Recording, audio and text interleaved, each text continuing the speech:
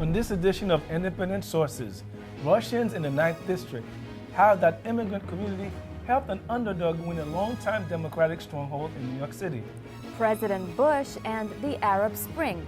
Did George W. Bush's push for democracy in the Middle East lay the groundwork for the recent uprisings in that part of the world? And novel ideas. Community bookstores are popping up at a time when national chains are disappearing.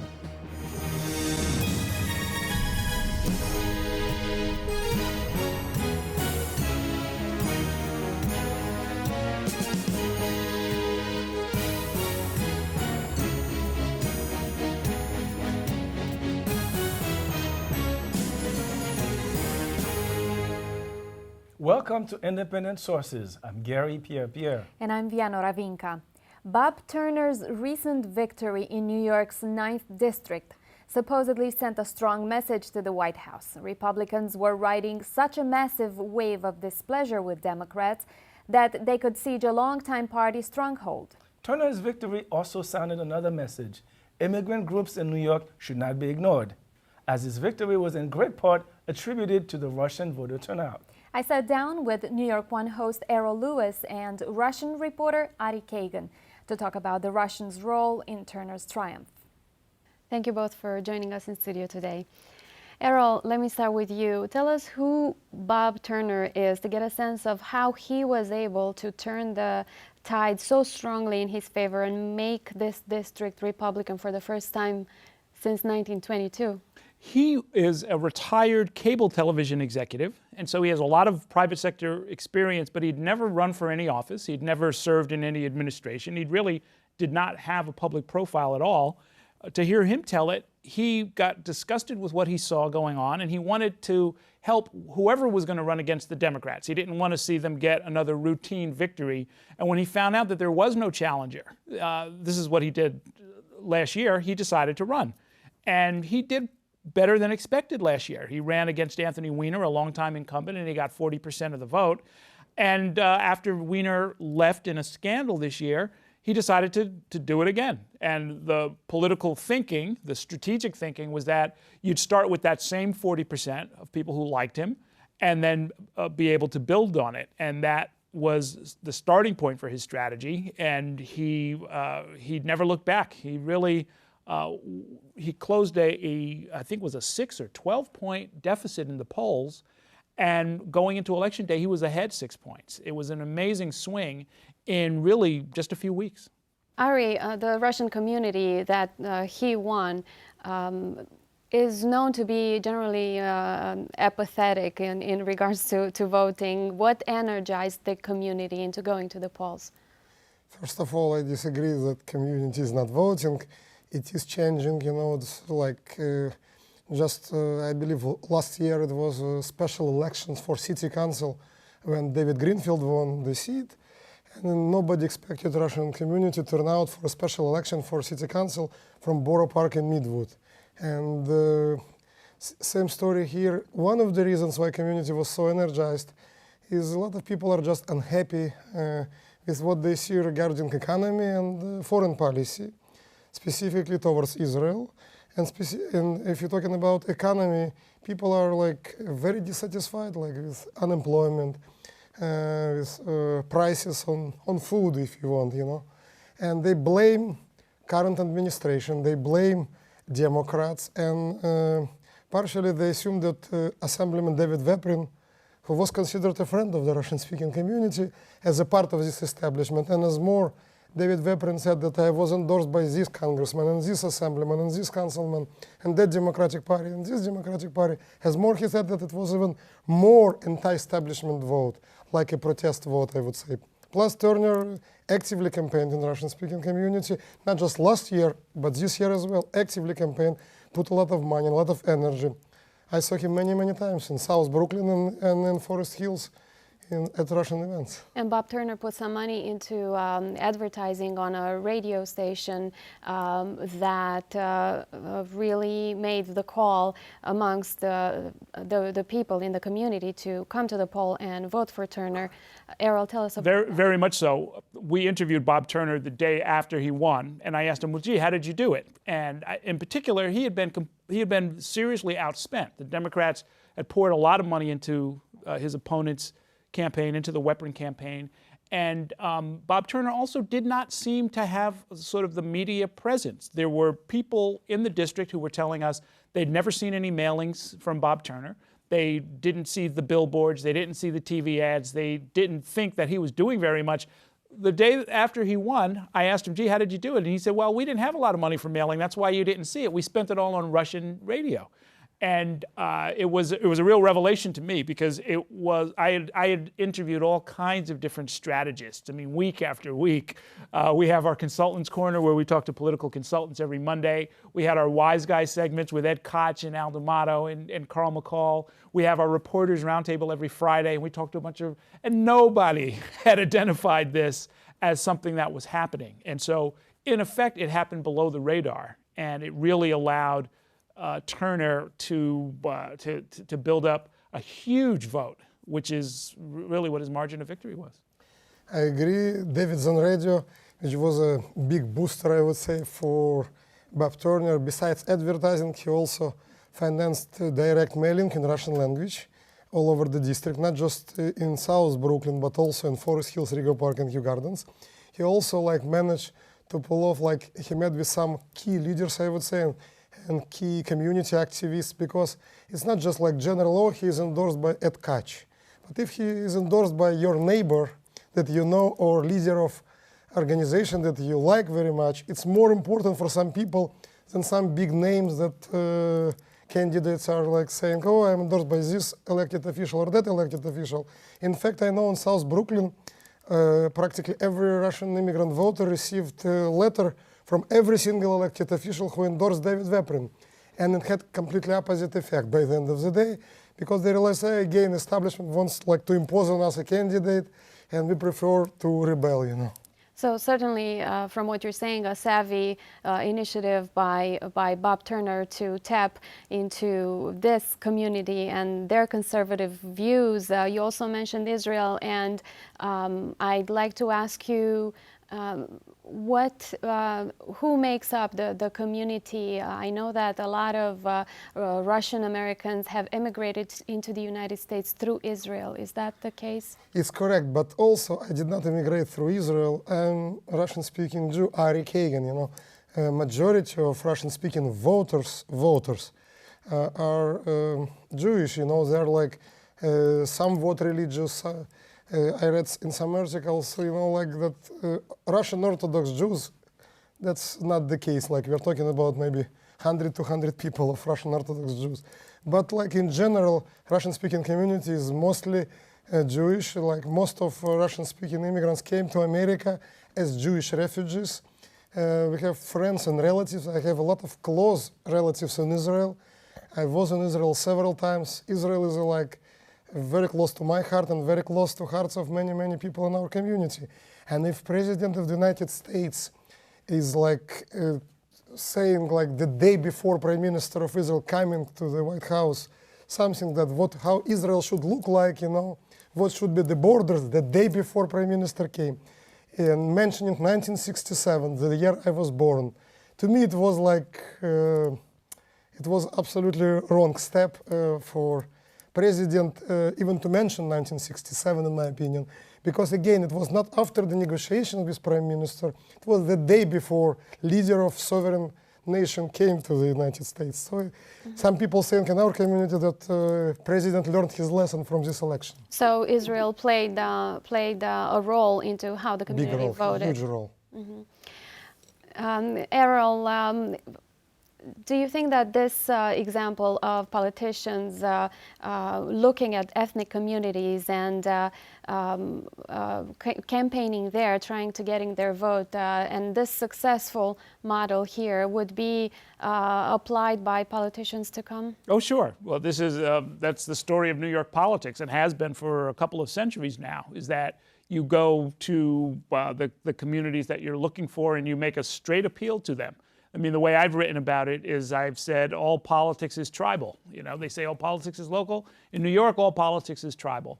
And for example, in this district, one analyst I talked to pointed out that when Weprin, the Democrat, found that he was in trouble, and in particular he was in trouble with the 33,000 Jewish Democrats in the district, many of whom looked like they were going to defect and support Bob Turner, he could have gone after the 24,000 Latinos in the district and the 10,000 Asian voters in the district, and really tried to aim a message straight at them and really try to get those votes to offset what he was losing in the Jewish community.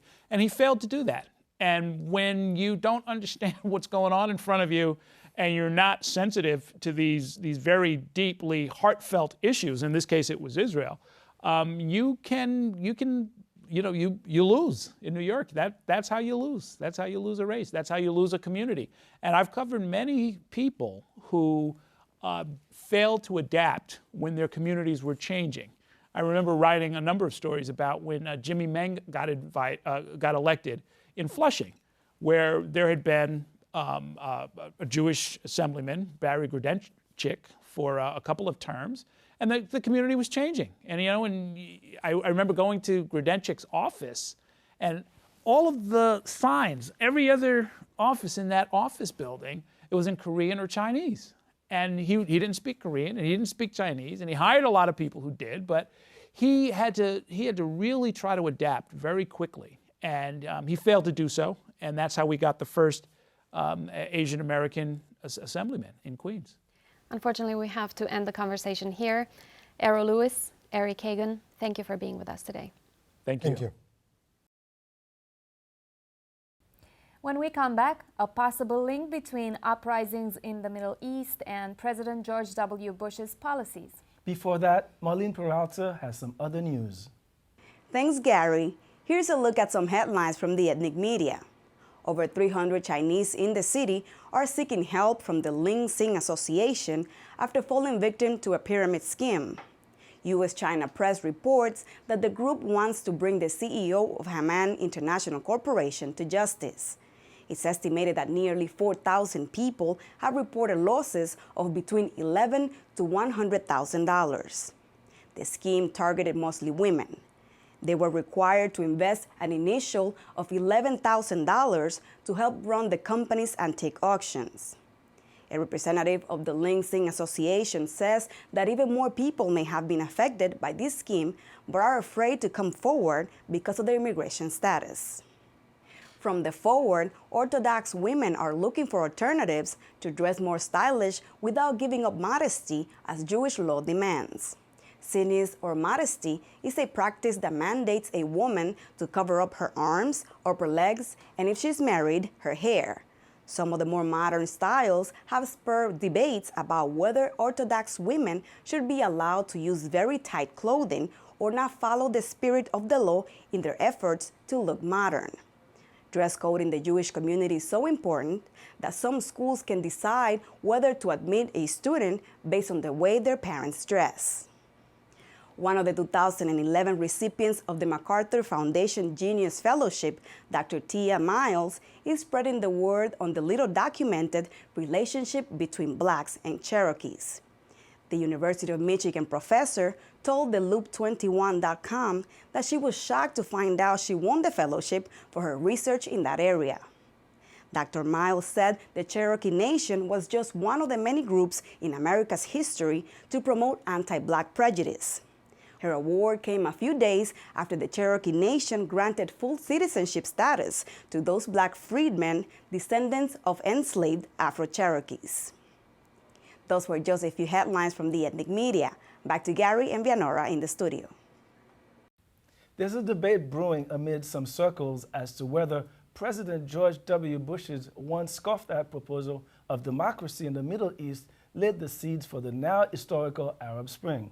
On one hand, there are those who say that President Bush bullied and bought his way to a war masked by this democratic ideal. Then there are others who clearly see his fingerprints all over this revolution. I spoke with Ned Parker of the Center on Foreign Relations and Patricia DeGennaro of the World Policy Institute to get their thoughts on the issue. At first we had Tunisia, then Egypt. What's happening, Ned? The combination of satellite television broadcasting, Facebook, Twitter, all of it, the modern technology and the protest movement struck a chord in the Arab world where many states have been in place in terms of being Arab military regimes since the 1950s. They had been bankrupt, and Tunisia turned out to be the spark, and quickly we saw the Tunisian regime fall, the Egyptian regime, the Libyan, Syria, who knows what will happen, Yemen the same, and the revolt in Bahrain as well. Sure. Well, it's got to be more than social media, Patricia. What's happening in the Middle East and North Africa? I think it's been a long time coming. It's an area I've been focusing on for the last 20 plus years. So it's when you have a situation where you basically had a group of nations, which we considered under the Ottoman Empire, that were pushing forth and under constitutional leadership as far back as the 1800s, and then had to deal with the coming in of colonialism from the West, mostly Britain and the US, of course, and then to couple that with Israel, I think people really got basically tired of the West not only running their life, but supporting these dictators who basically compromised all their dignity, humiliated them, gave them no civil rights, and didn't enable any of the populations to be able to speak out and really say what they felt about the situations they were living in. We know in most of these countries, including Libya, Syria, Egypt, and even in the occupation in Palestine, that if anyone spoke out, they were often arrested, put in jail. And the same thing is going on in other North African countries which have Arab and Muslim populations, as well as Morocco and Tunisia, where a lot of the uprising has started. Well, Ned, there's a school of thought that George W. Bush's democracy policy vis-a-vis the region has been the spark behind this revolution. How much truth is there to that? Well, I agree with Patricia that what happened this year was a long time coming. It was a confluence of people demanding dignity, knowing they should have better, being tired, protest movements taking hold in Tunisia, spreading to Egypt, the fact that you have these satellite television networks and the internet were so interconnected, now everything is amplified. I think it was definitely easier for people to communicate, but I would even argue that the invasion in Iraq helped spark these events and push them forward, but quite a bit faster than they probably would have been in the past. In addition to that, you have...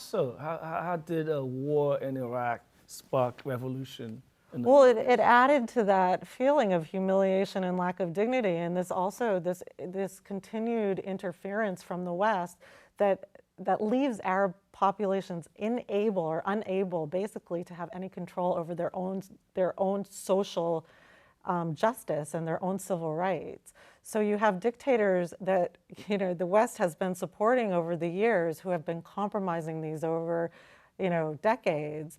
And I think seeing one more intervention at such a high military level, people had just had enough. And I mean, what's really positive about these revolutions, it's something we can all learn, I think, is that they're very internal. They're looking at how they can improve their own societies, their own positions, their own civil sovereignty. So these are the things that are important with this revolution, and we should find it very exciting, actually. Well, revolution is always exciting thing, but what about the post-revolution?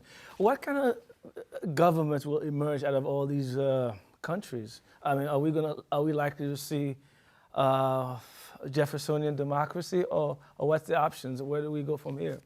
Well, I think it's the great unknown. I mean, nobody really knows what will come next. Every country has its own history, its own problems. So we just don't know. In Egypt, we're likely to see kind of a struggle between the military and civil society, and that will go back and forth. And is there an alliance between the Muslim Brotherhood and the Egyptian military, and in terms of a sharing of power? Will the secularists accept that? So it'll be chaotic there. In Libya, for instance, we don't really know what will emerge. You have a weak National Transitional Council that still hasn't solved the mystery of who murdered the original chief of staff of the military, Fatah Yunus, in late July. So it's going to be a crazy road, and you know, sometimes revolutions end in October, and maybe this one will be different. But Patricia, let's talk about different approach from different administration. Bush was really, you know, gung-ho, we got to go in there and invade and occupy. Obama had a different, almost opposite approach, which is a more effective approach, if you will. Well, first of all, I don't think a U.S. approach in the Middle East has changed in over 50 plus years. So I don't think this administration, unfortunately, they start out well with the Cairo speech, but they haven't been doing anything differently. What should be done? I mean, what do you do in a situation like that? Well, that is so all, complex. And each country, right. and there are a lot of them, each country is so different, so unique. How do you cobble together a policy that can fit all of it? Well, the misconception is that you need to cobble a policy that fits all. We need experts on each individual country. They're very, very different. The problem is that we continue not to recognize or not to think that the Arab peoples are capable of democracy and taking care of themselves. And in fact, they are. We've seen this. They're quite capable. They're intellectuals. The young people are very well educated. If they didn't notice there were problems in their daily lives, these things would have never happened. And I think the reason I use the word revolution is because it is something that's going to be over time. It's something that does need to be really, you know, people need to roll up their sleeves and work these things out. And what the U.S. needs to do is support that and hold the space for that. It's not up to us to keep deciding who their leaderships are. They need to do it. It's not up to us to keep pointing out Islamic fundamentalists. We have to point out the democracy and the movement and the positives in this. We have to recognize sovereignty and be willing to really support the democracy and the movement of that democracy in the way that they want to see it formulated. But some of the criticism aimed at Obama has been precisely because he has followed Patricia's playbook, if you will, where, you know, he feels that, okay, Arabs should have their own determination, they should decide what's best for the nation, and yet there's criticism that he doesn't know what he's doing. Well, the United States is a player to events that it cannot control. This comes from the Arab world, from long-term problems, issues that have been bubbling up for, it's a struggle over, as Patricia underlined, back to the Ottoman era of how do you modernize and create strong states to be on par with the West. And you know, that first saw the kind of patronage states of Britain and France after World War I, and then there were revolutions against colonialism, but those revolutionaries then became tomorrow's, dictators. Yeah, and puppets, or not puppets, but proxies of the West. So what happens now? Who knows? But the United States is just an actor. Well, let's go back to Bush's administration, because he started out, he was ridiculed for it because of his ever-changing reason for invading Iraq. But one of them was that he felt strongly democracy will prevail after the other leaders from the civil society watch what's happening in Iraq. They would rise up, and some of that has happened. I mean, any truth? I do think that there's something to be said for the idea that the invasion of Iraq was one more humiliation for the Arab world that underlined for neighboring countries how weak and impotent they were. Just the way 1948 was a polarizing event in the Middle East and arguably led to the change of rulers in different states. 2003 in Iraq had a similar effect. One thing I do think you could argue a positive effect from Iraq is that if Osama bin Laden had a cachet as sort of a revolutionary, if only for the fact that he was able to stick it to the United States in a very awful and horrible way, his glamour or revolutionary mystique was stripped away in Iraq by virtue of the fact that Al-Qaeda showed itself to be so horrible to Arabs. So that was one more ism that, in a sense, lost its glamour. Unfortunately, we have to leave this conversation here. Patricia DeGennaro, Ned Parker, thanks for joining us. Thank you. Still up on independent sources, community bookstores fill a hole long left by their big chain brothers.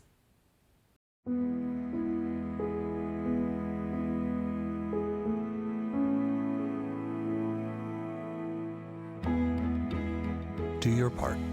Visit feedingamerica.org/hunger and find your local food bank today. And finally from us tonight, big box bookstores may be on the decline, but in New York City, some neighborhoods have been underserved for years. Now, a few community artist groups, entrepreneurs, and activists are undertaking some novel approaches to bringing books to their neighbors. Producer Michelle Garcia filed this report.